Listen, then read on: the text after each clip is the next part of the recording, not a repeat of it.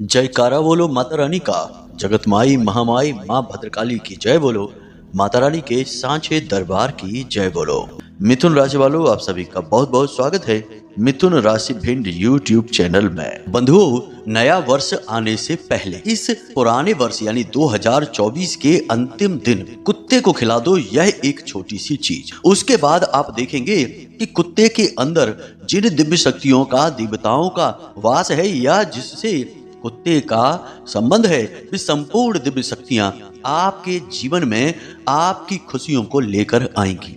जी हाँ बंधुओं, अब आप सोच रहे होंगे कि आखिर कुत्ते से किस देवी देवता का नाता है, तो आपको बताएंगे तो आप भी आश्चर्य में पड़ जाएंगे कि इतनी सारी दिव्य शक्तियां कुत्ते के साथ रहती हैं। इसीलिए कुत्तों को वफादारी में नंबर 1 माना जाता है और इंसानों का सबसे अच्छा दोस्त कुत्ते को माना जाता है। तो आप समझिए कि कुत्ते का सीधा संबंध भैरव से होता है और भैरव हैं हमारे क्षेत्रपाल, हमारे रक्षक। जी हाँ बंधुओं, तो काल भैरव से कुत्ते का सीधा नाता होने का मतलब यह है कि कुत्ता हमारा सबसे बड़ा रक्षक भी है। और इसका प्रमाण आपने देखा होगा कि लोग अक्सर अपने घरों की रखवाली के लिए कुत्ते को पालते हैं और कुत्ता इस काम को करता भी बड़ी ही मेहनत और ईमानदारी के साथ है। चाहे उसकी जान चली जाए परंतु वह अपने मालिक की ऊपर आंच नहीं आने देता है। दूसरा, कुत्ते का सीधा संबंध राहु और केतु से होता है। दोनों ही राक्षस ग्रह हैं लेकिन दोनों ही बेहद शक्तिशाली हैं। अब यदि आप कुत्ते को कुछ खाने के लिए देते हैं तो ना केवल भैरव आपके रक्षक आपकी हमेशा रक्षा करते हैं, आपके साथ चलते हैं, बल्कि राहु और केतु भी, जिन्हें कि इस कलयुग का सबसे शक्तिशाली ग्रह माना जाता है, ऐसे राहु और केतु आपसे प्रसन्न हो जाते हैं। अब कोई कहेगा कि राहु शक्तिशाली कैसे हो गया, इसमें तो थोड़ा सा हमें शंका है, संशय है। तो राहु एक ऐसा ग्रह है जो सूर्य को भी ग्रहण लगा देता है। यहीं से राहु की शक्ति का अंदाजा आपको लग सकता है। अब और कौन सी शक्तियां हैं, जैसे कि आपके पितृ पूर्वज। श्राद्ध पक्ष में आपने देखा होगा कि पंडित जी कहते हैं कि कुत्ते को कुछ भोजन कराओ, पितरों को अपने आप पहुंच जाता है, यानी कि पितरों से भी सीधा नाता हो गया। इसी के साथ साथ कुत्तों के अंदर नकारात्मक ऊर्जाओं को पहचानने की बड़ी गजब की क्षमता होती है। भूत प्रेतों को पहचान कर उनकी ओर भौंक कर कुत्ता आपको बता देता है कि इस दिशा में, इस जगह पर कोई न कोई नकारात्मक शक्ति है, भूत प्रेत पिशाच आदि मौजूद है। कहने का मतलब यह है कि आपके घर, आपके दरवाजे पर कौन से देवी देवता आएंगे या भूत प्रेत आएंगे, यह कुत्ता निश्चित कर देता है। इसीलिए अक्सर लोग अपने घर के दरवाजों पर एक न एक पालतू कुत्ते को रखते ही हैं, उसे खिलाते पिलाते हैं, घर के सदस्य की तरह रखते हैं, क्योंकि वह घर की पूरी ईमानदारी और मेहनत से रक्षा भी तो करता है। तो बंधुओं, आज का जो सूत्र है वह इतना कीमती है, इतना शक्तिशाली है कि आपने यदि आज के इस सूत्र को समझ लिया तो आपका जीवन का जितना भी कष्ट है वह आने वाले इस 2025 में अपने आप समाप्त हो जाएगा। जी हाँ बंधुओं, कई बड़ी दिव्य शक्तियां आपके साथ हो जाएंगी और आपकी जीवन में जो मुसीबत आने वाली हैं उन मुसीबतों को अपने ऊपर ले लेंगी, आपके सामने खड़ी हो जाएंगी, ढाल बन जाएंगी। जी हाँ बंधुओं, आज का यह कार्यक्रम बेहद खास है बंधुओं।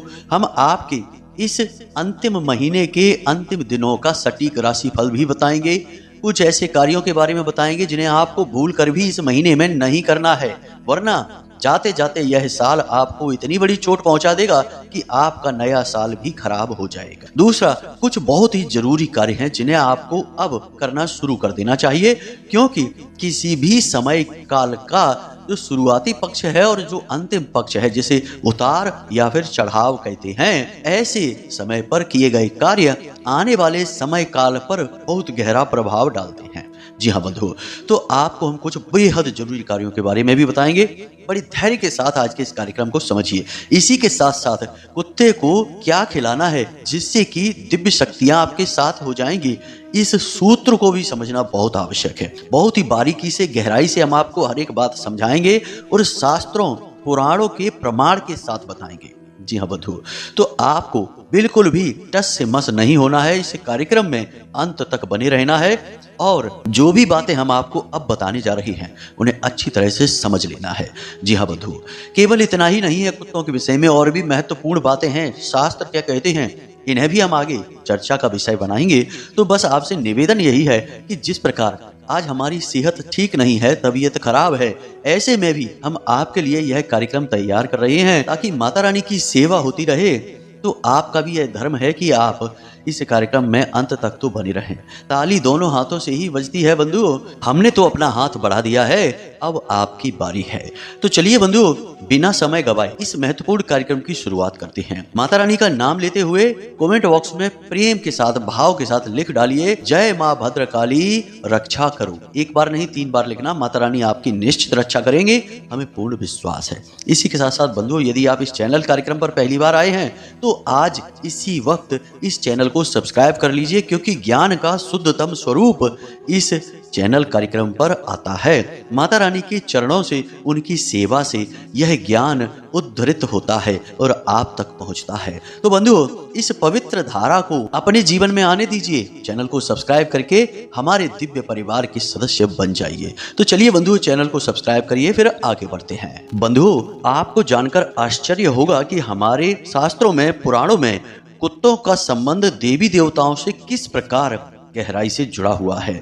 छोटी सी झलक आपको बताते हैं तो आपका भी ज्ञान बढ़ेगा और आपको बहुत अच्छा भी महसूस होगा। तो सबसे पहले भोले बाबा के उग्र स्वरूप भैरव की सवारी कुत्ता है। यह तो आप जानते हैं, हमने अभी आपको बता भी दिया है। लेकिन आपको यह पता नहीं होगा कि देवराज इंद्र यानी देवताओं के जो राजा हैं, उनके पास भी एक कुत्ता है जिसका नाम है शर्मा। और इस कुत्ते को इंद्र बहुत अधिक प्रेम करते हैं।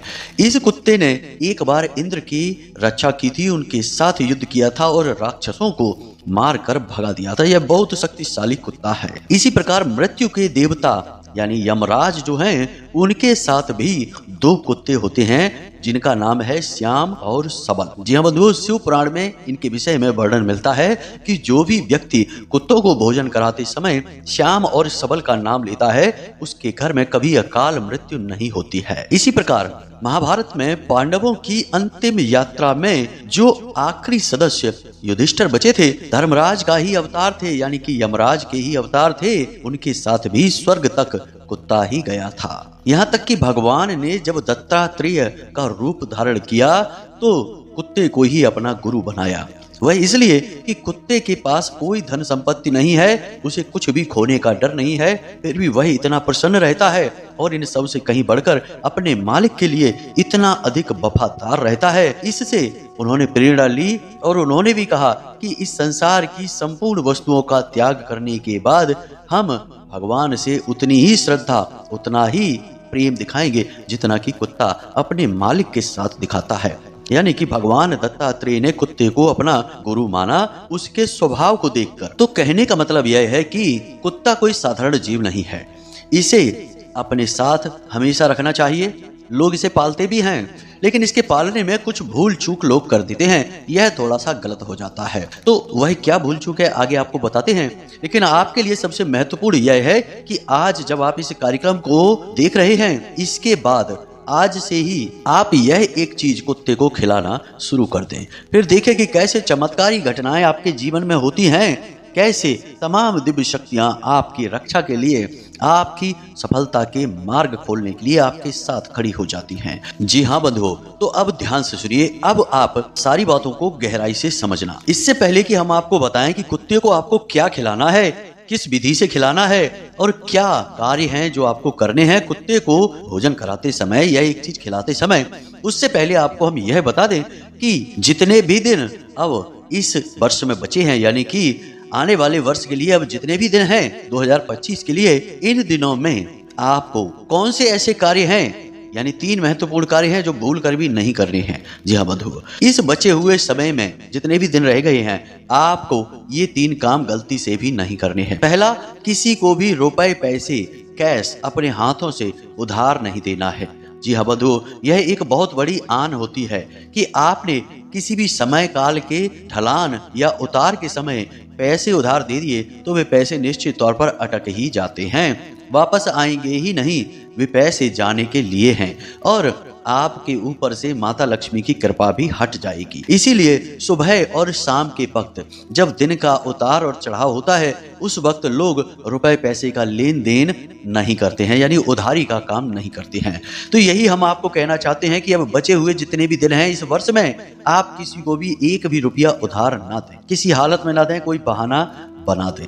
जी हाँ बंधु, यह एक कार्य आपको भूल कर भी नहीं करना है। दूसरा कि आपको क्रोध बिल्कुल भी नहीं करना है। हमारे हिंदू धर्म में, सनातनी परंपरा में क्रोध को हर एक सकारात्मक और सद्गुण का विनाश का कारण माना जाता है। ऐसा कहा जाता है कि आप जो भी कार्य कर रहे हैं, चाहे वह कितना भी छोटा हो कितना भी बड़ा हो, यदि आप उस कार्य को करते समय क्रोध कर देते हैं तो उस कार्य का सारा पुण्य कर्म, सारी की सारी सकारात्मक ऊर्जा उसी क्षण समाप्त हो जाती है। फिर उस कार्य से आप कभी लाभ नहीं ले पाएंगे। जी हाँ बंधुओं, तो क्रोध आपको कभी करना ही नहीं है।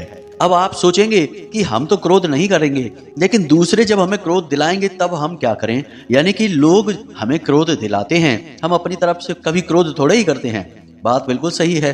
तो आपको यह तो अंदाजा होगा कि किस प्रकार की बातें लोग जब करते हैं तो आपको क्रोध आ जाता है। दूसरा कि कुछ लोग आपके आसपास ऐसे हैं, वे जानबूझकर ऐसी बातें करते हैं कि आपको उकसाया जाए, और जब आप तिलमिला जाते हैं, जब आपको क्रोध आ जाता है, चेहरा आपका लाल पड़ जाता है, तब उन्हें अंदर से सुकून महसूस होता है। तो आपको अपनी बुद्धि का पूर्ण प्रयोग करते हुए यह तो पता लगाना ही होगा कि किन परिस्थितियों में, किन बातों से और किन लोगों की वजह से आपको क्रोध आता है। तो इन चीजों से आप दूरी बना लेंगे, आपका क्रोध अपने आप शांत रहने लगेगा। एक और बहुत अच्छा उपाय है कि जब आपको क्रोध आए, आपको लगे कि भाई अब हमारे को क्रोध आना शुरू हो गया है, तो आपको तुरंत प्रभु के नाम का स्मरण करने लगना है और कम से कम 31 बार गिनकर ईश्वर का नाम लेना है। अब जिसका भी आप पूजा पाठ करते हैं, आराधना करते हैं, उनका नाम ले सकते हैं। जैसे हम तो माँ बगला, माँ बगला, माँ बगला, वैसे तो हमें क्रोध आता ही नहीं है, लेकिन हम जब अकेले बैठते हैं, शांत बैठते हैं, तो मन ही मन माँ बगला का उच्चारण करते रहते हैं। और जब हम स्नान आदि करने के बाद शुद्ध अवस्था में होते हैं तो माई के एकाक्षरी बीज मंत्र का मन ही मन जाप करने लगते हैं, तो वातावरण अपने आप शुद्ध और शांत रहता है। क्रोध तो छोड़ो, इस प्रकार की किसी भी नकारात्मक ऊर्जा आसपास आ ही नहीं सकती है, चाहे कुछ भी हो जाए। आप प्रभु के भजन में, प्रभु के नाम में डूब चुके हैं। तो आप यह कर सकते हैं कि आप ईश्वर का जिस भी नाम का स्मरण करते हैं, जिनमें भी आपकी आस्था है, बस उनका नाम आपको 31 बार उंगलियों से गिनकर लेना है, और आप देखेंगे कि आपका क्रोध कहाँ छूमंतर हो गया, आपको पता ही नहीं चला। बड़ी आश्चर्यजनक दवाई है यह, इसे आप प्रयोग जरूर करना अगली बार जब आपको क्रोध आए तो 2 कार्य हो गए, ये आपको नहीं करने हैं। तीसरा एक और कार्य कि आपको किसी भी व्यक्ति की कोई भी सलाह माननी नहीं है अपने काम धंधे व्यापार से जुड़ी हुई।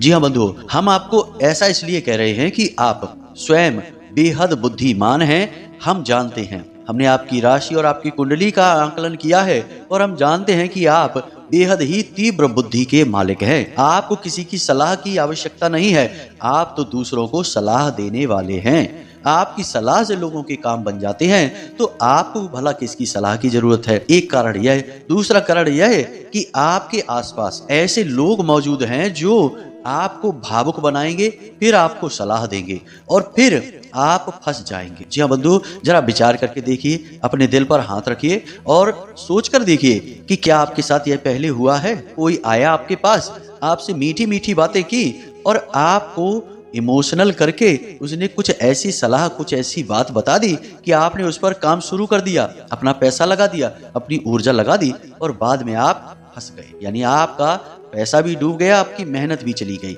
और फिर आप सोचने लगे कि भला आप इन सब झंझटों में पड़ ही क्यों गए। यानी कि आपको दूसरों की सलाह फलित नहीं होती है। भगवान ने आपको खुद को बहुत बुद्धिमान बनाया है, तो आपको सलाह की जरूरत नहीं है। तो फिर अब आप कहेंगे कि जब किसी की सलाह की जरूरत नहीं है तो फिर यह क्यों कहा जाता है? हम ही कहते हैं कभी कभी कि लोगों की सलाह लेना। तो बंधुओं, यहाँ पर भी भेद है। अपने जो सचमुच के शुभ चिंतक हैं उनसे आप सलाह ले सकते हैं, लेकिन ऐसे आपके आसपास बहुत ही गिने चुने हैं। दूसरा, आपके आसपास जो लोग मौजूद हैं उनमें आप कंफ्यूज रहते हैं, क्योंकि कुछ ऐसे अपने हैं जो आपका शुभ होते हुए देखते हैं तो चिंता में पड़ जाते हैं। ऐसे शुभ चिंतकों से आप ज्यादा घिरे रहते हैं बजाय इसके कि आपका शुभ करवाने की चिंता करते हो। यानी सच्चे वाले शुभ चिंतक आपके बहुत ही कम हैं। यह आपका दुर्भाग्य है। चाहे कितने ही अपने हों, लेकिन कहीं ना कहीं आपके लिए उनके मन में मैल रहता ही है। जी हाँ बंधु, इसीलिए हम कहते हैं कि किसी की सलाह ना लो। यदि आपको सलाह की, संकेत की, इशारों की आवश्यकता है ही तो आप माता रानी का नाम लीजिए। जैसे हम लेते हैं, हमें जीवन में कोई निर्णय लेना है, कुछ भी मन में विचार आता है तो हम माई के सामने बैठ जाते हैं हाथ जोड़कर, और जैसे बालक अपनी माँ को बताता है सारी बातें, वैसे ही हम अपनी माई को, महामाई को बताने लगते हैं कि माई हमारी ऐसी इच्छा है, हम ये करना चाहते हैं, आप हमें मार्गदर्शन दें, बताएं कि क्या करना चाहिए, आगे बढ़ें या ना बढ़ें, कि रुक जाएं, क्या वापस लौट जाएं। कुछ भी जो आपके मन में आए आप अपने आराध्य को बताइए। यदि आप हनुमान जी की पूजा करते हैं तो मंदिर जाइए, हनुमान जी के सामने हाथ जोड़कर बैठ जाइए और मन ही मन अपने विचार उनको बताने लगिए। यकीन मानिए कि यदि आप भगवान से सचमुच में हृदय से, दिल से जुड़े हैं तो आपके रोंगटे खड़े होने लगेंगे। जी हाँ बंधुओं, आंखों से आंसू चलने लगेंगे। माई साक्षात बात करती हैं, आपके मन में ऐसे मजबूत विचार डालती हैं कि आपको लगेगा कि सारी दुनिया गायब हो गई है, साक्षात माई आपसे बात कर रही हैं। हमने तो कई बार यह अनुभव किया है। आप इसका अभ्यास करें, क्योंकि कोई भी तार एकदम नहीं जुड़ता, कोई भी बंधन एक साथ नहीं बनता, समय लगता है। आप दुनियादारी के बंधनों पर ज्यादा विश्वास न करें, उससे बंधन जोड़ें जो इस दुनिया का मालिक है, जो सबका मालिक है, जो परम पिता है, महामाई हैं, उनसे बंधन जोड़ें। वहां से आपको सर्वश्रेष्ठ मार्गदर्शन प्राप्त होगा। जी हाँ बंधुओं, बस इन कार्यों को आपको करना है। अगर आप नहीं मानेंगे और भूल कर बैठेंगे तो निश्चित तौर पर आपको जो चोट पहुंचेगी, जो नुकसान पहुंचेगा, वह आपके आने वाले वर्ष को भी खराब कर देगा, उसकी शुरुआत ही खराब हो जाएगी। तो ऐसी भूल ना करें बंधुओं। हम तो आपके लिए ही चिंतित रहते हैं और जितना श्रेष्ठतम होता है वह आपको देने की कोशिश करते हैं, इसीलिए आपको हमने यह बताया। अब बात करते हैं अपने मूल विषय की कि कुत्ते को क्या खिलाना है। तो बंधुओं, आप इस वर्ष के अंतिम दिन यानी कि 31 दिसंबर के दिन तो कुत्ते को यह चीज खिलाएंगे ही, लेकिन हम तो आपसे यह कहेंगे कि सर्वोत्तम लाभ प्राप्त करने के लिए एक प्रक्रिया होती है जिसे लंबे समय तक किया जाता है, तब उसका पूर्ण लाभ प्राप्त होता है। अब श्राद्ध पक्ष भी तो देखो 15 दिन का होता है पितरों के लिए, एक दिन का तो नहीं होता। तो कोई भी जो लंबे समय तक साधना होती है, क्रिया होती है, उसका प्रभाव बहुत अधिक रहता है। तो ध्यान से सुनिए, आपको क्या करना है। आपको प्रतिदिन एक रोटी बनवानी है, उस रोटी को घी से चुपड़ लेना है। जी हाँ बंधु, घी उस पर लगा लेना है। उसके बाद थोड़ी सी हल्दी उस रोटी पर लगानी है। उसके बाद थोड़े से काले तिल डालने हैं और थोड़ा सा गुड़ रखना है। जी हाँ बंधु, इतनी चीजों को आपको लपेट लेना है। आप 1, 2 या 3 रोटियां बना सकते हैं, जरूरी नहीं कि एक ही रोटी बनाइए, 3 रोटी तक बना सकते हैं, 3 से अधिक नहीं बनाना है बंधुओं। तो आपने मानकर चलते हैं हम कि 1 रोटी ही बनाई। अब आपने 1 रोटी बनाई तो यहाँ पर भेद यह है कि रोटी आपको स्वयं को बनानी है, महिलाओं से मत कह देना। महिलाएं तो बेचारी कार्य सारा करती ही हैं, घर गृहस्थी का संसार तो उन्होंने संभाल कर रखा ही है, लेकिन यह जो क्रिया है यह आपके विशेष लाभ के लिए है, तो इसके लिए प्रयास भी आपको ही करना होगा। जिस प्रकार बड़ी साधनाएं जब साधक करते हैं तो अपना भोजन खुद बनाते हैं, अपने वस्त्र खुद धोते हैं, अपना आसन खुद बिछाते हैं और उसी पर सोते हैं, किसी की मदद नहीं लेते, उसी प्रकार आपको भी किसी की मदद नहीं लेनी है। आपको यह रोटी आटा गूंदने से लेकर बेलने से लेकर सेकने तक खुद बनानी है। अब इसी क्रिया के साथ आपको इस रोटी को कुत्ते को खिलाना है। अपने दरवाजे पर कुत्ते को बुलाना और दक्षिण दिशा की ओर मुख करके खड़े हो जाना और रात्रि में ही खिलाना है। सूर्यास्त होने के बाद लगभग 9 बजे से 11 बजे के बीच में आपको कुत्ते को यह रोटी खिलानी है। अब जब आप इस रोटी को कुत्ते को खिला रहे होंगे तो आपको मन ही मन पहले बोलना मैं और फिर अपना नाम लेना। जैसे मानकर चलते हैं कि आपका नाम है मनमोहन, तो आप कहेंगे मैं मनमोहन यम के कुत्ते श्याम और सबल को यह भोजन अर्पित करता हूँ। जी हाँ बंधुओं, आपको मन ही मन यह बात लगातार बोलती रहनी है कि मैं मनमोहन यम के कुत्तों श्याम और सबल को यह भोजन समर्पित करता हूँ। इस प्रकार से आपको यह भोजन कुत्तों को खिलाना है। बस अब ज्यादा कुछ नहीं करना है। इसके बाद सीधा आपको अंदर आना है, कुत्तों को छूना नहीं है, उनसे दूर रहना है, सीधे अंदर आना है हाथ पैर मुंह धोकर अपने कमरे में जाना है। जब आप मुड़कर वापस आ रहे हो तो पीछे मुड़कर नहीं देखना है। कोई आपको आवाज लगाए तो उसे जवाब नहीं देना है, सीधे घर के अंदर प्रवेश कर जाना है। घर का दरवाजा भी लगा लेना है और उसके बाद हाथ पैर मुंह धोने हैं, फिर अपने कार्यों में लगना है। जी हाँ बंधु, इस प्रयोग के बारे में किसी को बताना नहीं है, इसे गुप्त रखना है। क्या कर रहे हैं, क्यों कर रहे हैं, क्या लाभ होता है, क्या हानि होती है, कुछ भी किसी को नहीं बताना। कोशिश करें कि आप रात्रि में यह कार्य करें, कोई आपको देख ही ना पाए।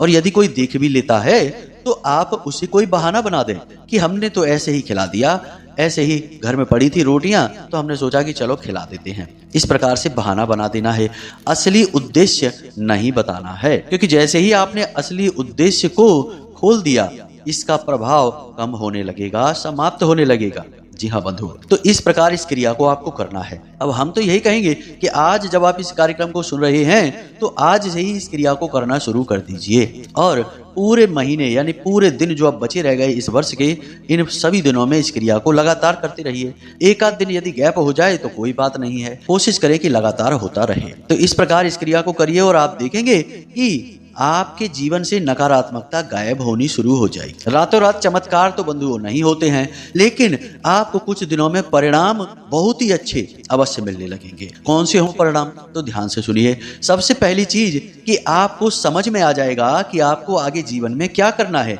यानी कि आपका लक्ष्य स्पष्ट हो जाएगा। 50 तरीके के जो विचार आपके मन में चलते हैं, किम कर्तव्य विमूढ़म की स्थिति में आप रहते हैं, वह बंद हो जाएगी। दूसरा, आपका पैसा, आपका धन कहीं पर अटका हुआ है वह आपको प्राप्त हो जाएगा।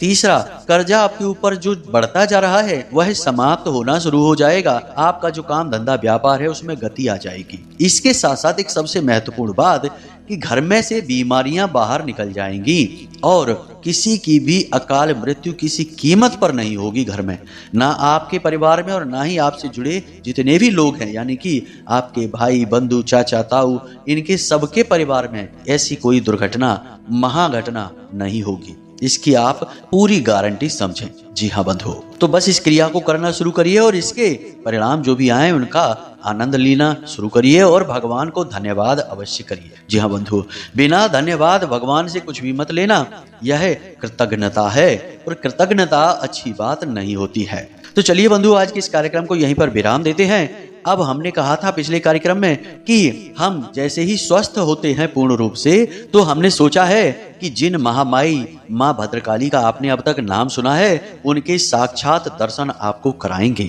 कोई ऐसे कार्यक्रम की व्यवस्था करेंगे, कोई ऐसा वीडियो वगैरह बनाएंगे जिसमें आपको साक्षात माता रानी के दर्शन करवाएंगे, जिससे आप भी धन्य हो जाएंगे।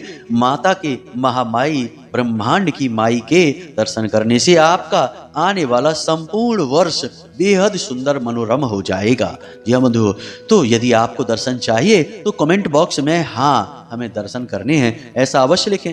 होगा कुछ नहीं, बस हमें अच्छा बहुत लगेगा कि भाई आप लोग हमारे साथ हैं।